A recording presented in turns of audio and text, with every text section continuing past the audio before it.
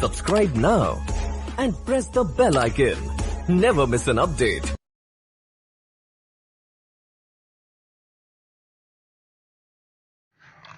Ready? 5 seconds. Mr. Speaker Sir, a week ago today, I returned to Delhi after visiting many countries and many great cities in the West and meeting many leading personalities.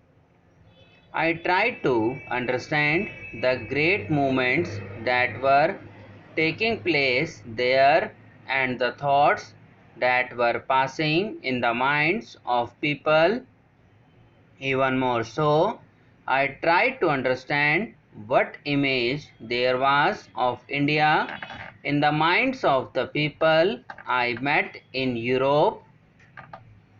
Even as I watched something of the stuff of history being made in Europe, I wanted to know how far the history we might be making here was reflected in the minds of the European people. I found they were greatly interested in what was happening in India because they felt it was something very significant, something that would not only change India but affects other countries and continents. From that distance, I thought of our work here, of the great problems that face us, and the responsibility of this Parliament in making the history of India.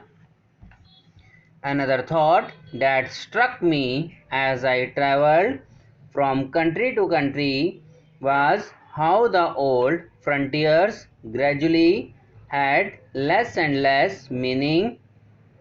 Within an hour or two, I travelled from the capital of one great country to the capital of another.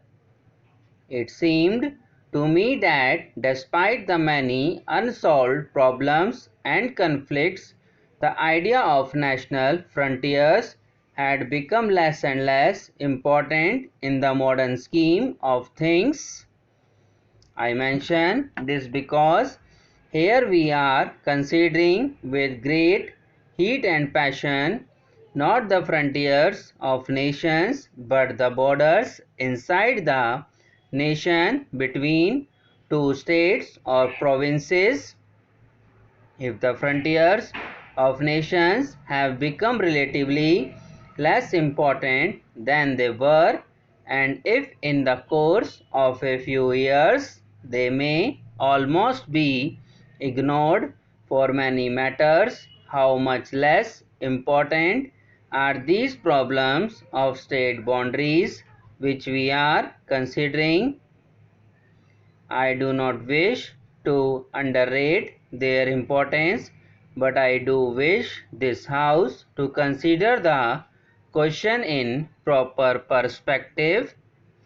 We are apt to lose that perspective in the heat of the debate. I know that this question and this bill and its provisions have moved people strongly and deeply, and that even now there is a great deal of feeling about them.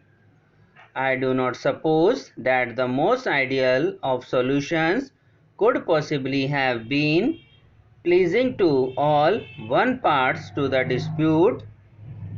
Mr. Speaker, sir, a week ago today, I returned to Delhi after visiting many countries and many great cities in the West and meeting many leading personalities.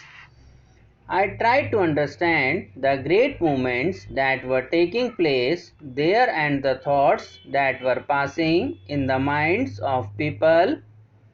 Even more so, I tried to understand what image there was of India in the minds of the people I met in Europe.